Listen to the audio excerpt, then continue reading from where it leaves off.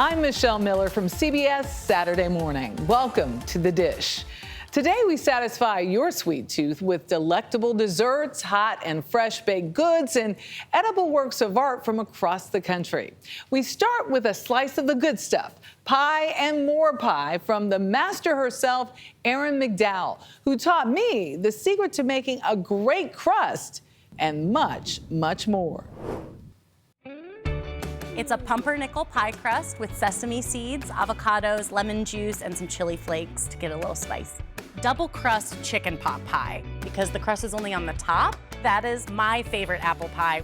These are mixed berry hand pies. It is a tomato tarte tatin, which is an upside down puff pastry pie. Sweet or savory, Erin Jean McDowell lives and breathes pie.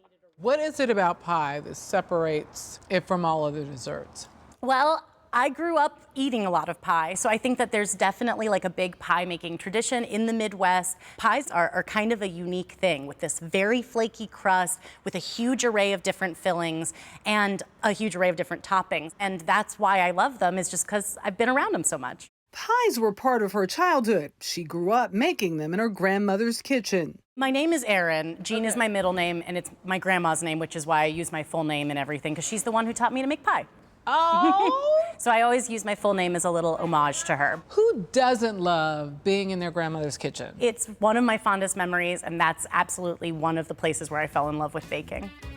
She's been perfecting her technique and recipes ever since. But making a really good pie crust ain't easy. That's also true. And I just don't know why it's so hard. Well, I think the number one ingredient that people forget about with pie crust is actually their hands, or whatever the tool is that they're using. Because the ingredients are simple. In my pie dough, there are 4 ingredients: flour, salt, butter, and water. And ice water. And ice water, yes, very good. And cold butter. Cold butter. Sometimes I even put the bowl of flour in the freezer for a little while before I start mixing. But it's really not so much about the ingredients, it's about the technique. Did you ever have the discussion with your gran? You know what, I'm pretty good at this. I need to go to pie school. The inspiration for going to culinary school actually came from some other members of my family. I have 3 older brothers, and 2 of them are artists. And I desperately wanted to be an artist, but I didn't seem to have any natural skill with pencils or paints or anything. And then one day I came home from an art class, a ceramics class, and my mom was making a cake, and she was using a tool that I had used in the ceramics studio. And it was like this huge light bulb moment where I was like, what if food is my medium? And so I started right then and there. I was about 15 years old, and I started making a whole bunch of really awful cakes. They were just terrible. So McDowell decided to get some real-life training. After I got my first job in a bakery, I realized it is an art form. I could really do this. The summer after my senior year, when most kids are like, you know, hanging with their friends all the time, I was going to bed at 7 p.m. so that I could wake up in the middle of the night and go to work. But it was there that I realized, oh my gosh, I really love this. Which gave her the confidence to apply to the famed Culinary Institute of America. The first time I went with my parents to tour it. They said that the smile on my face, it was my first time being there, and I was just like, it was like meant to be. I couldn't imagine going anywhere else from the first day I set foot on that campus. A lot of recipes tell you how to do something, but I like to know why I'm doing it. Since graduation, the 33-year-old has become a food stylist, I wrote the book on pie, author, and a baking consultant on Food 52. A recipe and cookware site. You have 2 cookbooks under your belt. What's next? I want to just keep teaching. So I love doing these videos. I'm trying to show the mistakes as well as showing the success. Oh my God, that is brilliant. I just want people to see, you know, recipes say, but don't overmix it. But what does overmixing look like? What is it? Because no one knows, and then they overmix it, right? I believe the mistakes are what get us to perfection. 100%. After the break, we taste the rainbow of a classic Italian-American treat. That's next on The Dish. They're small sweet treats typically baked in the color of the Italian flag, red, white, and green, then layered with jelly and topped off with chocolate. CBS Sunday Morning's Khalifa Sine shows us the art of the rainbow cookie from its home in New York City. It's baking. It's what I do. It's what I love. You want to get it into all the corners. Samantha Zola is obsessed. Rainbow cookies should be colorful. They should incorporate every color of the rainbow. She started Zola Bakes, built on just one photogenic product. A stylish new take on an Italian-American green, white, and red favorite. The rainbow cookie, traditionally, it looks like the Italian flag, right? Right, yes. But we decided to make a pink, orange, yellow cookie, a green, blue, and purple cookie. Zola grew up in New York, the world capital of rainbow cookies. It's a very dense cake, which makes it seem like a cookie. While rainbow cookies are in supermarkets and Italian bakeries across the country, she sells hers online. I knew that we had something big, and it's just grown tremendously. Mainly through social media? Just through social media. There was no electricity. About 100 years ago, rainbow cookies were popularized at bakeries like this one. Ernest Lepori's great-grandfather and great-uncle opened Cafe Ferrara in New York's Little Italy in 1892. There was really no women allowed until like the 1920s or 30s. No women allowed to work here or to shop In here? the store, not even my grandmother, the daughter. His grandmother may have had the last laugh. Today, Ferrara's traditional Italian flag rainbow cookie, which the bakery ships nationwide, is based on her recipe. I get to do old school Italian. The cookie's intense almond flavor actually comes from apricot pits, ground up and cut with a bit of almond paste. We're going to use one of my grandfather's machines. It needs 3. The recipe also includes food coloring This is the cool part. to make 3 thin cakes, Nice, even. which are compressed Hit overnight. yourself in the middle. Add apricot marmalade and There some you go. chocolate, Beautiful. and you've got a 7-layer cookie. We've got chocolate, red, apricot, white, apricot, green, chocolate. Samantha Zola's version, nearly twice the price of Ferrara's, has 6 precise layers. I take a ruler and I make sure every cookie is exactly the same size. Were you like this all your life? Was your homework very neat? Yes. Each cookie is 7/8 of an inch wide. There it is. She uses pure almond paste, food coloring to create bright colors, layers in apricot or raspberry jams or hazelnut spread, and tops it off with white or dark chocolate. I like to make an S. It gives it a good drip on this side. Ready? Man down. The result, And you say 2 bites. 2 bites. 2 bites. Dana Jacobson found magic right out of the oven when she visited the kitchen of legendary baker and 5-time James Beard Award winner Dorie Greenspan. She dishes on cookies and a whole lot more. Have a gougère. Okay. So French cheese puff, normally made with Comté or Gruyere, but these have Gouda in them and some cumin also. Dorie Greenspan welcomed me to her Connecticut home as she would an old friend. And when you come in, you can smell them baking. And so I say, hi, hand you wine, hand you gougère, and And I we say, whatever begin. you need, Dorie, whatever you need.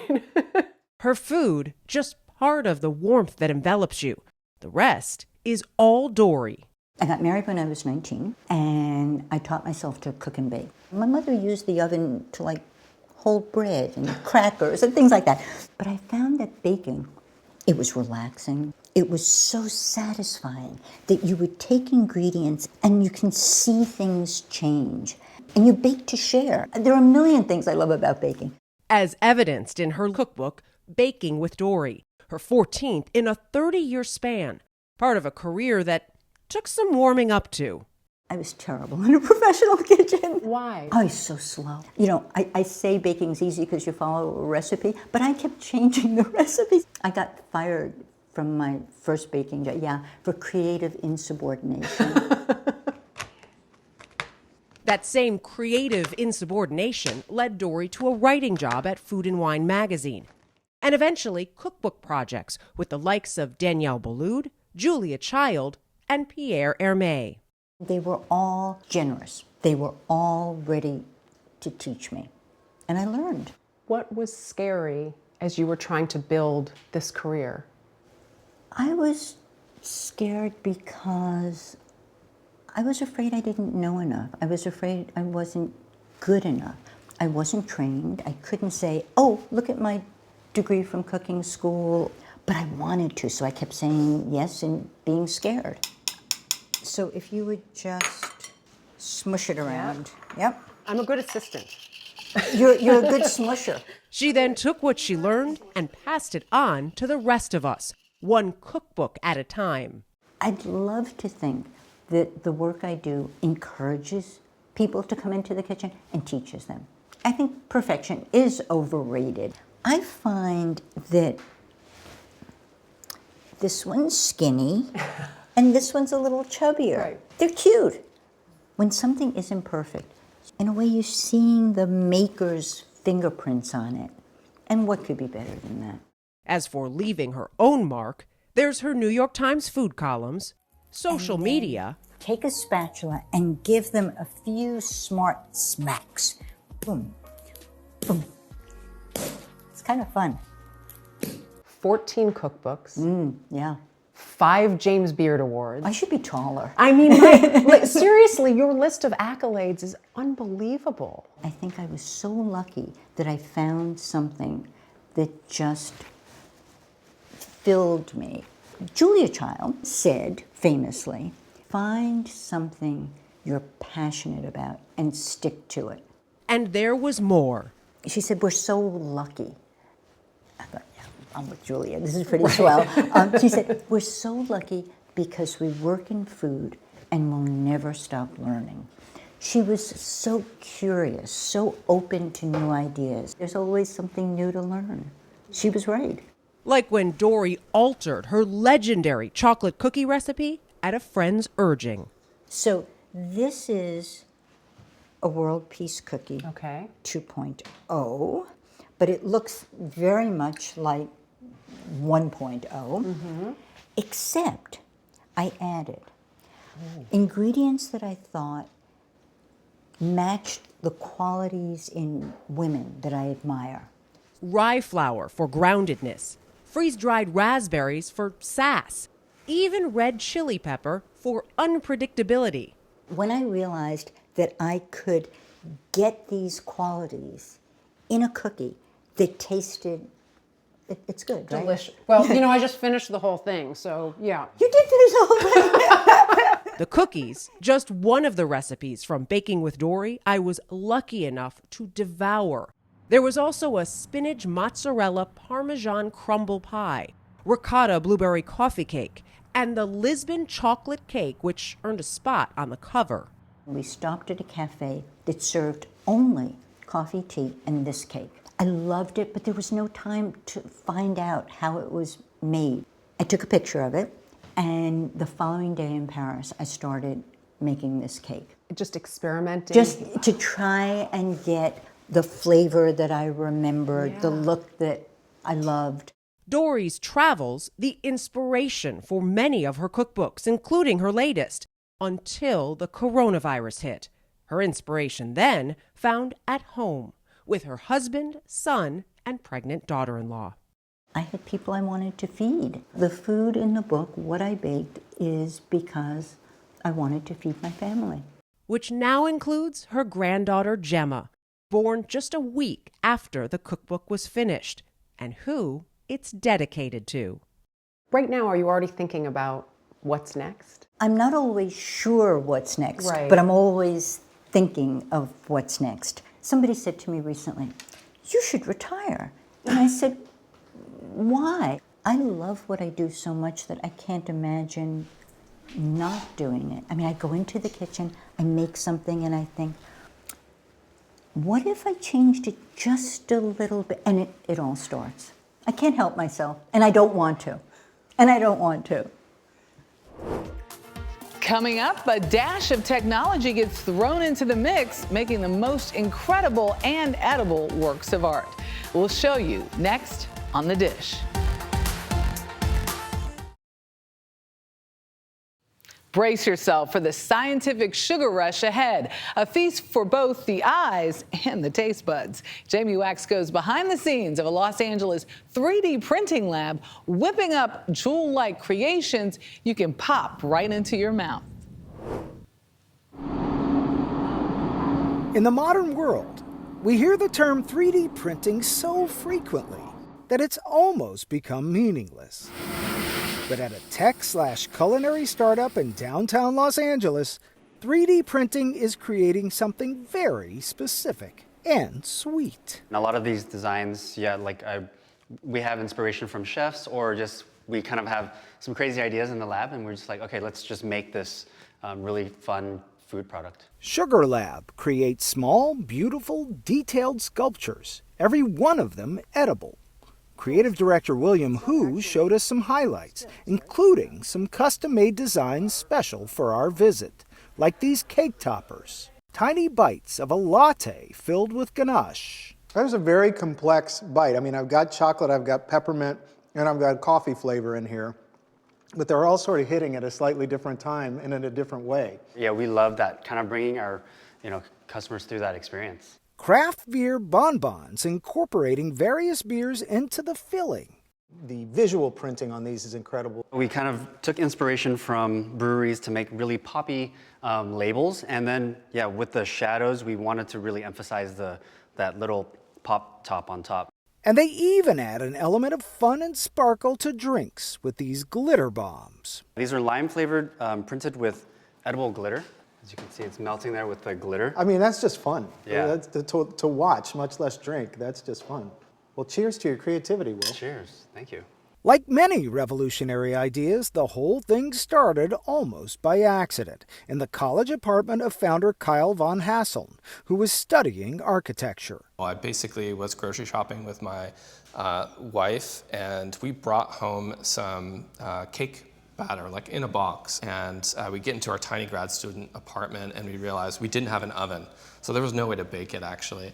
And we thought, what would it be like to actually use this 3D printer that we've been using for architectural purposes and pour in sugar? Could you 3D print frosting? Could you make it sculptural? Could you add color? After some experimenting, his vision eventually grew beyond the existing capability. We realized that the technology couldn't go much farther unless we did a lot of research, a lot of homework, and developed a 3D printer from scratch, which would require a lot of innovation, a lot of invention. That's when he brought in co-founder and chief operating officer Megan Bozeman. Megan, 3D printing was the focus of your work and your life at the time. When you heard about this application, what did you first think?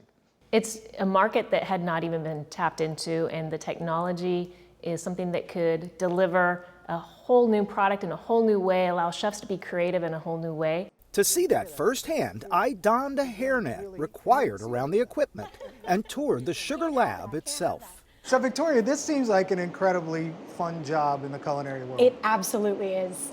Easily the most interesting and different thing I've ever done. In-house chef Victoria Johnson walked me through the process of printing some of Sugar Lab's delectable creations, starting with the computer design.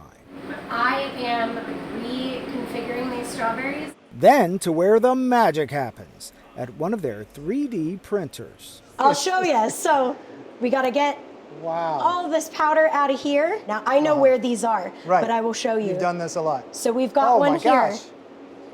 And I mean, that's it. That's the whole thing. But of course, you can see it's covered in powder. So we always give it a little tap to get all the powder out of the inside. That is truly surprising, I have to say. It's completely to wild. watch the color, the texture, and everything just rise up out of the sugar. That's amazing. With the right blend of business, creativity, and technology, Sugar Lab got the attention of the culinary community. How important was it to involve chefs in this process? It's been critical. The people that we asked were pastry chefs. They were our first clients. Nobody would want to buy these if they were not delicious. And so the chefs really help us bridge that from beautiful, that's what the architects really deliver, to beautiful and delicious, and an experience that people have not had before. And collaborations with chefs have led to innovative and even savory uses of the technology, like Top Chef winner Mei Lin's 3D printed quail egg, and Las Vegas French chef Yuri Sharcevsky's hyper-realistic honeycomb. They see something that they've never eaten before, and then they're surprised with the filling that he's put in there. Goat cheese mixed with other ingredients that he then bakes and serves, and it's an experiential meal for the customer. The Instagrammable nature of Sugar Lab sculptures have led to collaborations with celebrities like Kylie Jenner, but Kyle Von Hasseln still sees a bigger future for the dream that started in that college apartment. Where do you want this to go? I'd love for this to expand across the country into other countries. In an increasingly urbanized United States where food scarcity issues could come up, being able to have those local ingredients and print with local 3D printers, I think could make a really big difference. And we want to make sure the technology is out there and distributed widely enough that it can have that kind of impact.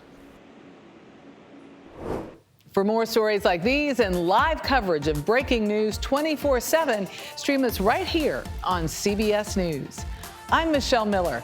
We'll see you next time for another helping of The Dish.